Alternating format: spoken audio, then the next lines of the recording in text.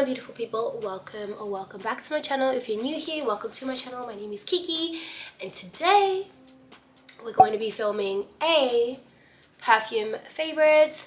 I'm also going to be incorporating a couple of my regrets as well as my classics and my go-to. So I'm going to start off by categorizing them into my general. This is perfumes I would tell you to walk and buy, maybe not run, walk and buy. Love them, appreciate them, never get rid of them, love them in my collection, but they're not my like immediate reach for, if you know what I mean. The first one I'm going to show you in my collection is the YSL Libre. This is in the 1 fluid ounce. I also have a few notes on them so that way you guys can have a better understanding and I'm not just beating around the bush and trying to describe these perfumes to you and I'm just not doing it justice. So excuse my hair, it's just not a good hair day for me. Okay, so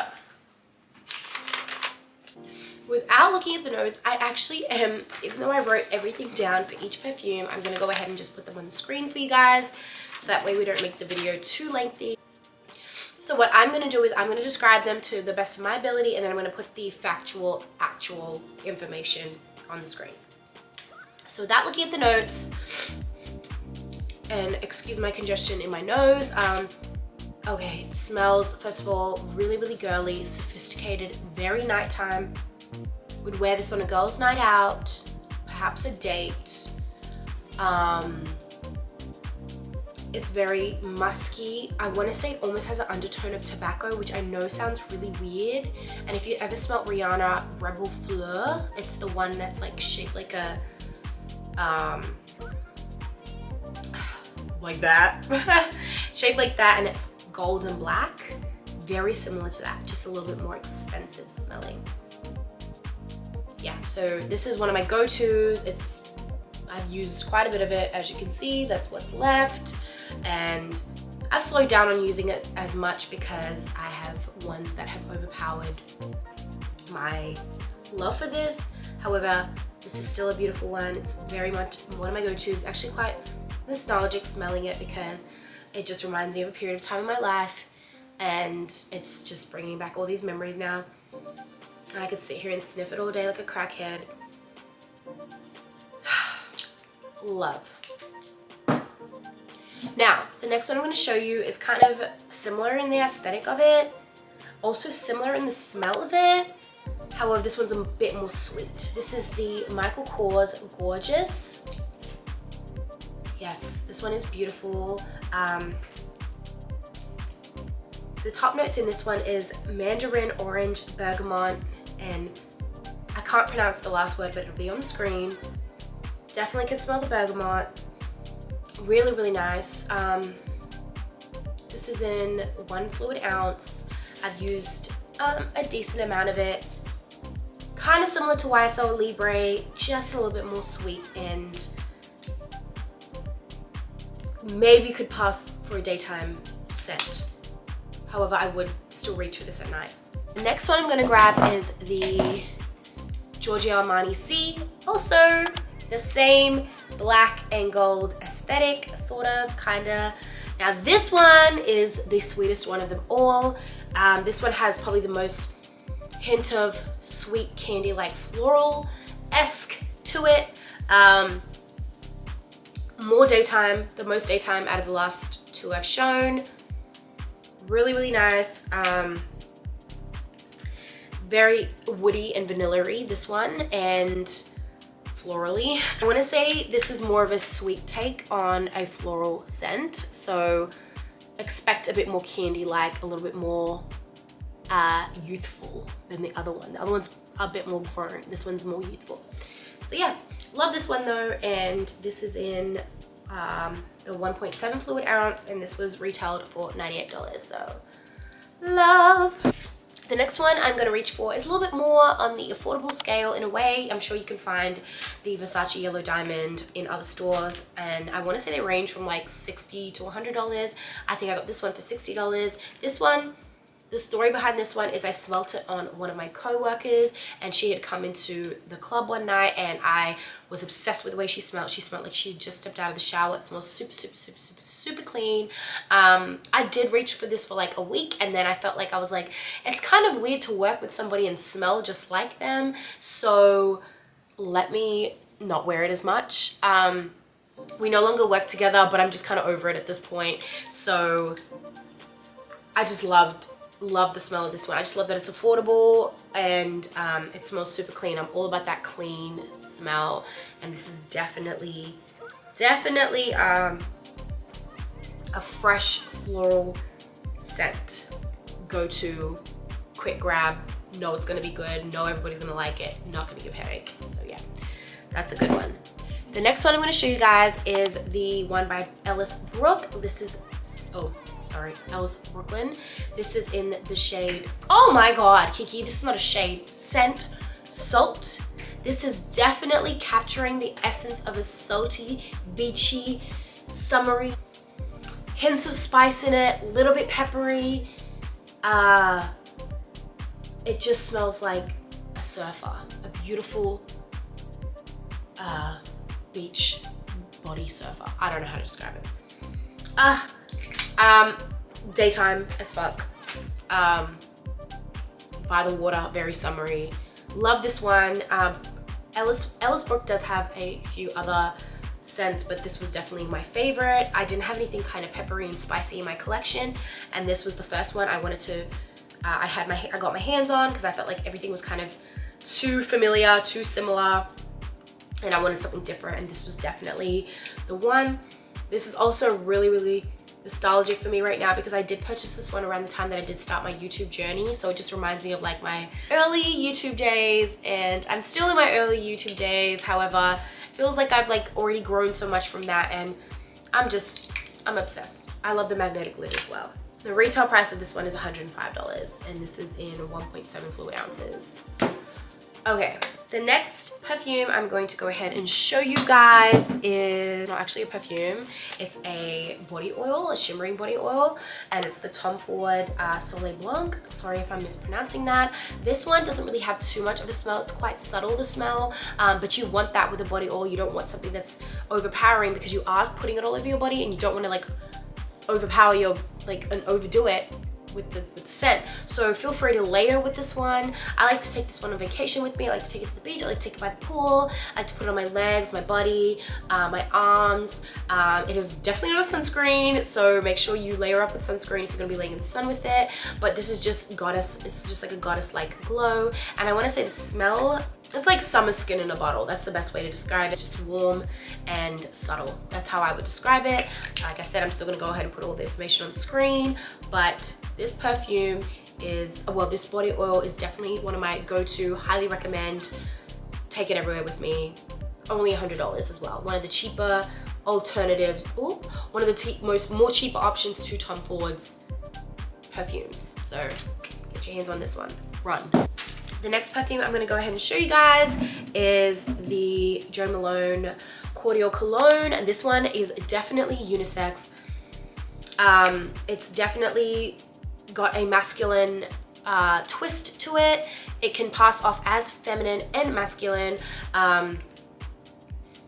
It was $74 from memory, and I purchased this one at Bloomingdale's when they sprayed it on a piece of paper and gave me a whiff, and I was instantly sold. I was like, yep. However, I don't find myself reaching for it as much as I anticipated that I would, but it's still a really nice smell. It's unique. Can't really describe it like similar to any other smell that I've smelt. That's why I had to have it in my collection, and maybe one day I might utilize it a bit more, but for now it's just there, and I don't plan on getting rid of it anytime soon. So this is a good one if you're looking for something different in your collection. The next perfume I'm going to show you guys is the Clean Reserve Skin. This is absolutely one of my favorite reach fors. I am obsessed with this perfume. I love her. She smells good in the daytime. She smells good in the nighttime. She smells good after the bath. She smells good before bed. She smells good in the mornings, anywhere, any place, anytime. Just beautiful. The only con about this perfume is I will say that it's because it's so natural, it doesn't last as long on the skin, so I do find myself topping up a little bit more. This is actually my third bottle of this perfume. However, highly recommend, absolutely obsessed, love it. And it's very, very good for layering as it's not such a strong, overpowering scent, and mixing it with something else such as perhaps this one right here, which is a body oil. This is the Madagascar Nest Vanilla. I mixed these two together, and I'll put the information for this one on the screen as well. These two mixed together, it smells like a clean goddess. Just absolutely delectable, so beautiful. I don't like this on its own. I do like this on its own, but this on its own is just blah. But these two mixed together is a dynamic duo. Obsessed. Next perfume I'm going to talk about is my absolute love of my life. I could literally dedicate a whole video to how much I love this perfume. I don't even know where to begin, but I do definitely need a drum roll for this one. Okay. Ta-da! This is Keke in a bottle right here. This is my absolute go-to. Love this, absolutely love, love, love, love, love this smell. It smells like a candy bar or a chocolate bar that I grew up eating back home in Australia called Turkish Delight, which is basically a candy, like a rose tasting candy and covered in chocolate. And that is just, to me, it just smells so edible and so delicious. One of my girlfriends thinks it smells like a grandma. However, I beg to differ. I completely disagree. I also have it in a travel size. This is for home, this is for travel. I literally spray her on the most special of special occasions. She does not get sprayed unless it is a special occasion. Do you hear me now? Do you hear me now? If you see me smelling like this out in public, just know I did it for you and it's special, okay? The thing I love about this particular perfume is it does, even though it is quite a rosy, florally smell, it's got a bit of a underlying peppery smell to it. It does have Szechuan pepper, I don't know if I'm pronouncing that wrong, in it, which definitely comes out and complements the rose so well. I love this on my skin. I love that when I spray it, I can still smell it on myself the next day. I can smell it on my clothes the next day. It makes me feel like I haven't wasted it. So this is literally my go-to. Okay. The next one I'm going to show you is actually not a perfume. It is a body oil. And I was at work the other day and I got complimented on this. I got complimented 4 times and on how good I smelt. And it's this one. It's the Nemat. I'm sorry, I don't know how to pronounce it. The Vanilla Musk. And this is the cheapest one of everything that I'm going to show you today. This is only $18.99.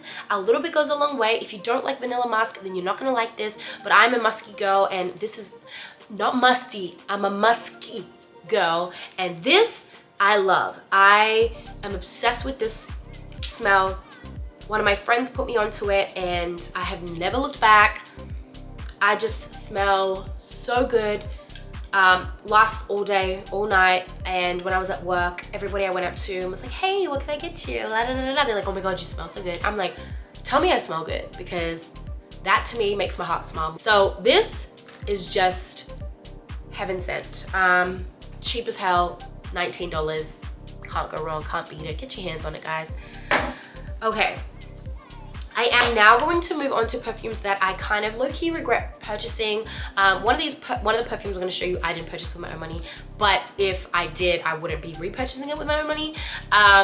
So the first one I'm going to show you is this one. I was watching, it's Twilly d'Hermes. I was watching Aaliyah's fragrance video from months ago, and she was raving about it and said that it was really good. I personally have nothing good to say about it. I don't like it, and that's my own personal preference. That doesn't mean that Aaliyah doesn't have good judgment in perfume. It's just my personal preference. I don't personally like it. It smells very vintage and very grandma-ish to me. I could it's just very overpowering, and I could just see myself getting a headache if I do wear it. And I made the mistake of buying the bigger one. I bought the 1.6 fluid ounce. They definitely did have a smaller version, and I jumped up to 1.6 and spent, oh, what did I spend on it? $107. So I'm just kind of like, wouldn't purchase it again. Haven't sprayed it, haven't reached for it more than once or twice max. Yeah. The next perfume that I would maybe not really reach for again is the Gucci Bloom. It's just a little bit too florally for me, contrary to popular belief, even though most of the perfumes I have shown you today have been mainly floral, considered floral. This is literally the definition of floral. Obviously, just by the name, I should have known. I was more after the aesthetic of it. This is something that I could see my mum wearing. It's definitely not bad. It's just too florally for me, a little bit too grown. I like a little bit more sexy and seductive and elegant, and this is just very mature, and that's okay if you like that smell. I just feel like I could see my mum wearing it, and when I see her next time, I'm going to give this one to her. And last but not least, the perfume that I absolutely will never ever ever purchase again, even though, like I said, I did receive it as a gift, but I would never go running for it and spending $350 on it with my own money, is, drumroll, Lost Cherry. I'm sorry. I don't know how you guys feel about it. I definitely spoke about it in a vlog, and I was like, it smells so good, smells so good. But after I got to wear it and get to know it, I decided it's not my cup of tea. I really wish I would have gotten the Bitter Peach one over this, but they didn't have it that day. So I ended up with the Lost Cherry. It's just way too artificial smelling. I don't actually like artificial cherries. I don't like the smell of artificial cherries. I don't like the taste of artificial cherries. It reminds me of cough medicine. So this actually right here is a beautiful bottle. The aesthetic is a deep cherry red. It's gorgeous, looks like a chess piece, like it's beautiful. However, it's just reminds me of my childhood when my mum would make me take cough medicine. Like, it's just giving, it's giving like sickly, candy sickly. Like, this is giving almost candy, but without the sickly smell. It's like subtle. This is very overpowering, very childish smelling to me. I probably might have liked this in a little spray, like those little body spray bottles when I was young, but this is just not it. I'm gonna keep it, obviously. I might grow to like it one day. I might test it out here and there when I really get bored of the rest of my options. But this is just, for me, this is just not something I would go running and buying in a heartbeat. I just, once it runs out, I'm gonna be okay. I'm going to be okay. And once this one runs out, I might have a panic attack. So I don't plan on repurchasing this one, but I would definitely repurchase this one. So yeah, if you guys like this one, please don't take no offense to it. I just personally don't like it, and that's just my own opinion, and that's okay. So that brings me to the absolute classic. This is the first perfume that I really expensive perfume I've ever had in my collection. This is actually my fifth bottle. I've been buying them since I lived back home in Australia, and this is the Smell Alien. She's really old. She's about 2 years old, and I've really not sprayed her because it was really time for me to get a new signature scent. But this was definitely my signature scent back in maybe 2017. This is literally all I would carry on me, and I didn't care if this is all I smelled like. This was my go-to. This was the only perfume I had. Everything else was probably like a body spray or something cheap, or a lotion or something, but this was my most expensive perfume, and this is my fifth bottle, and yeah, my oldest in the collection. So you guys get to see what I literally smelt like for years and years and years and years and years, but I've moved on from it. However, I will never get rid of this because it's just a simple classic. It's elegant, it's sophisticated, it smells just makes me want to spray it right now. Very nostalgic right now. Reminds me of like memories in Australia. That's crazy. Yeah, very, very nice smell, and lasts so long. I have definitely sprayed this on my clothes, washed it, and it still smelled like Alien. So if you guys ever do want to just start out your collection, I believe this one was, let's see, $85. It's one of the more affordable ones. This is the 1.1 fluid ounce, so a little bit more affordable. sparing like a little bit goes a long way. So yeah guys, you guys get to see my go-tos, my just need to be there so they can be there, and my will never repurchase again. I hope you guys enjoyed this video. I hope I wasn't rambling. I hope I was able to identify and describe the perfumes as best I can. Just keep in mind, these are my personal opinions. This is not a attack at anybody's personal preference and what they enjoy and what they like. This is just my opinion, and I just hope you guys enjoyed it, and I will see you guys in my next video. I love you guys. Don't forget to like and subscribe. Comment down below what you guys would like to see in the next video, and I'll talk to you guys later. Bye. Mwah.